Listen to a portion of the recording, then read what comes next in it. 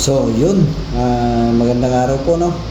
Ipapakita ko po ngayon sa inyo yung bagong bili natin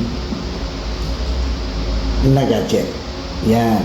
Ngayon po, makikita po natin ngayon kung ano pong laman nito.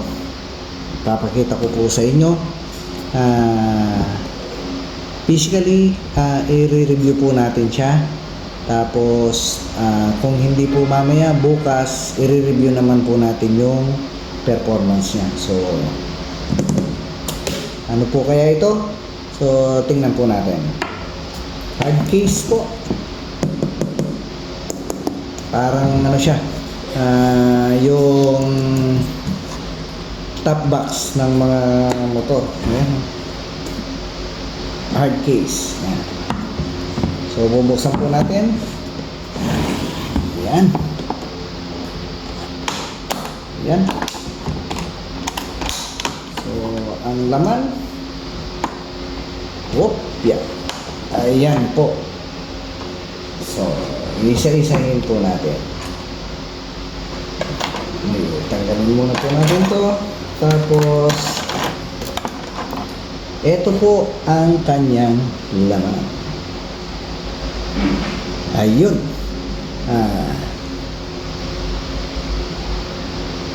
DJI na drone po. Spark. Ayan. No? May takip po ito. Nandito po yung cam niya. Ayan po. Yan. Ayan po yung cam niya. So, ito po yung pinaka takip niya. No? Yan. Tapos, ito po yung mga propeller niya. Yung protector po ng mga hélice niya o propeller. Yan. Kinakabit po ito is, ayan, kung nakikita po ninyo, no? Ito po siya. Ilalagay po. Tapos, pag nalagay po ito, hahanapin nyo lang yung pinaka-kanal niya. Ayun. Ayan po. Kakanal po siya pagka, ayun po, no? Nakita nyo, kumanal siya. Tapos, pipihitin po nyo papunta rito. Ayan. Ayun, nag-lock po siya. Ayan po yung ano nyo, unlock nyo. Ayun. Kapag ka pinihit mo po nyo siya, ayun, mag-lock po siya. Ayan, nakikita nyo, ayan. Yun. Ito. Ayan. So, ganun po, lahat. No? Ito po isa. Ilalagay natin. Hanapin lang natin yung ano niya. Ayun. Ito yung na-shoot siya. Ayun po. Mag-shoot naman po siya. Tapos, ayun po. Pipihitin lang natin siya. Ayun. Tapos, yung isa ulit. Siyempre. Ganun po ulit ang procedure natin. Yan. Tapos, pipihitin po siya. Tapos, ito po ulit. Ayan. Ayan, pipihitin po siya. Seat po yan. Ayan, kung makikita nyo, may kanal po siya doon. Ayan. Kaya seat na seat po tayo, no? Ayan, may kanal po siya. So, eto na po siya. Ayan. Meron na po siyang protector para sa kanyang mga hélice o propeller, ang tawag po nila na iba. Ayan. Ayan. Tapos, meron po siyang dalawang battery. Tanggal lang po Meron po siyang dalawang battery. Ayan. Ito po yung dalawang battery niya.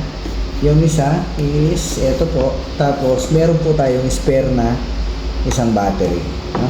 So, tuturuan ko po din kayo kung paano nilalagay yung battery niya. Ayan. Kung makikita nyo po, ito po yung mga ngipin niya. Tapos, ito naman po yung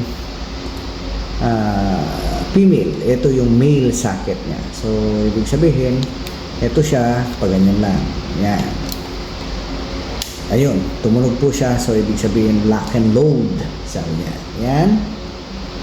Tapos po, ito po yung spare natin na battery. No? Tapos, ito po yung kanyang charger. Yan. Ito pong charger na ito para nasa remote at saka po doon sa battery. So, yan. Ito po siya. Tapos, siyempre po, isasaksak natin dito. Tama, no? Yan.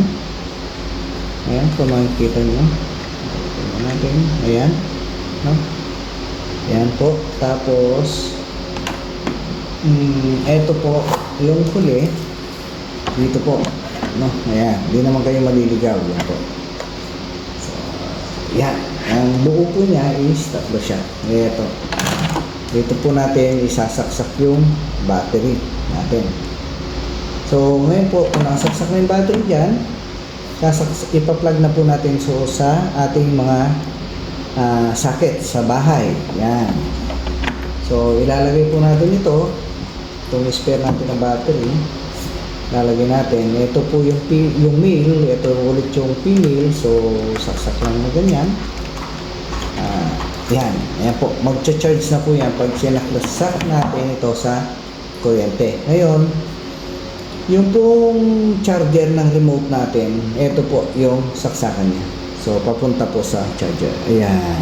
Meron pang USB port siya. Yun. So, kompleto na po tayo. Ngayon, ito po ang kanyang remote. Ayan. DJI. Ayan po. No? Ito po yung kanyang remote. Ayan. Remote control. Ito po yung kanya remote control. Buksan po natin.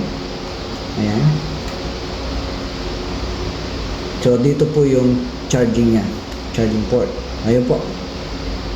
Ayan po yung charging port niya. Na? Ayan. Ito po yung off-on niya. Saan na? Saan? Ayun. Ayan po yung off-on niya. Na? Ayan. Ito po yung charger niya. Yun. Ay, yung remote control niya. Kako pala. So, meron din po tayo, maliban dito sa one set na propeller, na protector. Ayan. Bumili na rin po tayo ng extra na propeller. 4 po yan. So, 1, 2, 3, 4. Yan. Meron po tayong extra propeller. Ayan po. Yan. Oh, meron po tayong extra. Yan. So, wala tayong po problemahin. Meron tayong extra propeller. O LC. Sa ibang term po natin. Sa madaling term is LC. Yan. Tapos,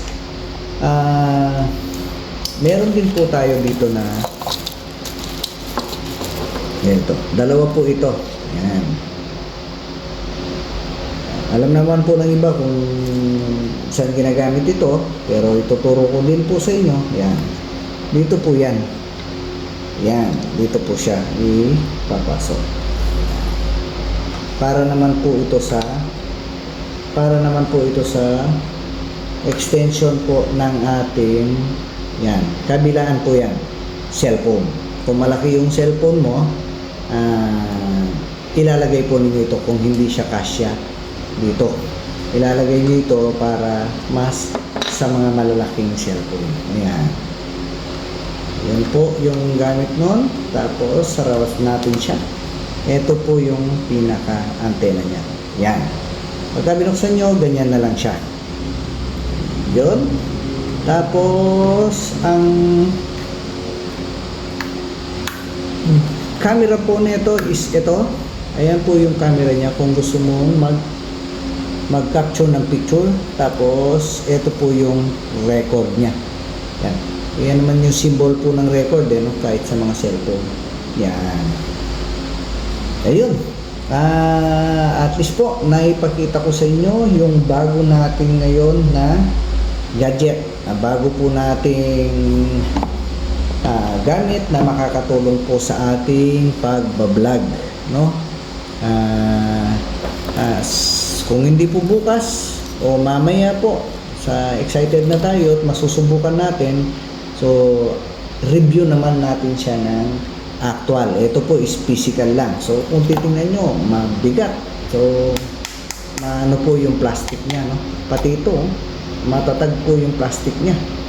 Kaya yun, mamaya titingnan po natin yung review naman natin pagka pinalipad na po natin. No? Hindi mo iisipin na iaangat niya no? Sa liit na mga hélice po niya, mabigat siya. Ayun, tapos plus yung hard case po natin is napakaganda. Ayan po siya. Walang gas-gas, bago. Ayun po, at least naibahagi ko po sa inyo yung bagong makakasama natin, bagong kaibigan natin sa mga gagawin pa po nating video sa mga susunod na araw. So marami pong salamat sa pagsubaybay po ninyo muli sa akin, sa pagsama po ninyo sa pag-review natin ng physical sa ating DJI Drone Spark. Yun po siya. So mamaya i-review po natin siya para sa inyo. So hanggang sa muli po, maraming salamat po.